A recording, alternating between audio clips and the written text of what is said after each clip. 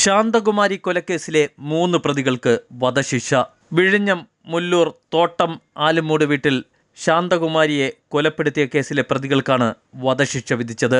ശാന്തകുമാരിയുടെ സ്വർണ്ണാഭരണം മോഷ്ടിക്കുന്നതിന് വേണ്ടിയാണ് കൊല ചെയ്തത്. ശാന്തകുമാരിയെ കൊലപ്പെടുത്തി തട്ടിൻപുറത്ത് ഒളിപ്പിക്കുകയായിരുന്നു.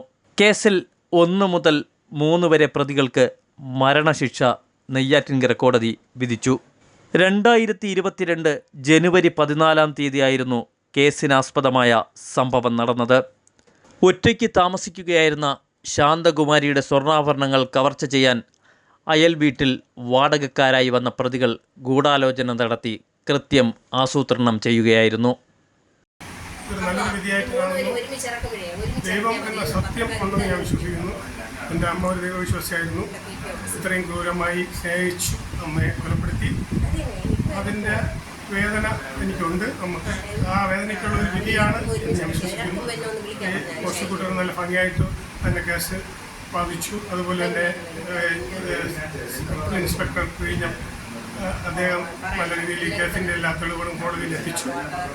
അതിൻ്റെ ഒരു വിധിയായിട്ടാണ്. നമ്മുടെ സമൂഹത്തിൽ ഒറ്റയ്ക്ക് താമസിക്കുന്ന കുറേ പ്രത്യേക സാമൂഹിക സാഹചര്യങ്ങളാണ്.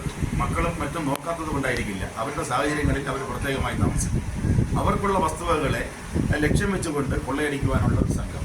അതിങ്ങനെ ഇവർ റിപ്പീറ്റഡ് ഒഫൻഡേഴ്സാണ്. കാരണം ഈ കേസിൽ റഫീഖ, ഷഫീഖ്, അല്ലമീൻ എന്നീ പ്രതികൾ ഈ കൃത്യം കൂടാതെ വേറൊരു പെൺകുട്ടിയെ കൊലപ്പെടുത്തിയ കേസുണ്ട്. ഇതിലുള്ള ജെൻസ് മറ്റു പ്രതികൾ പിന്നെ വേറൊരു പെൺകുട്ടിയെ ബലാത്സംഗം ചെയ്ത കേസിലും പ്രതിയാണ്.